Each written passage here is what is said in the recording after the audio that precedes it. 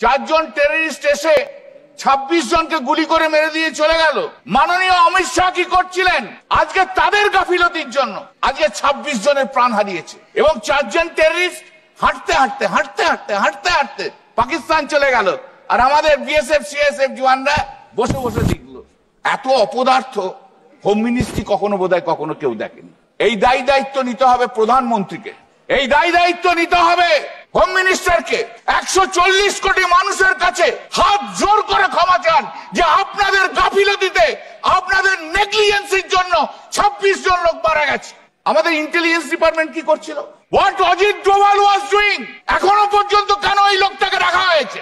আপনি মাননীয় প্রধানমন্ত্রী, আপনি হাউসে বলেছিলেন 2014 সাল থেকে শুনে আসছি যে আপনি পাহারাদার। আপনি এমনই একটি পাহারাদার যে 4 জন টেররিস্ট ঢুকলো, গুলি করে মেরে দিয়ে 26 জনকে মেরে দিয়ে চলে গেল, টাক টাক টাক টাক করে বাইরে বেরিয়ে চলে গেল।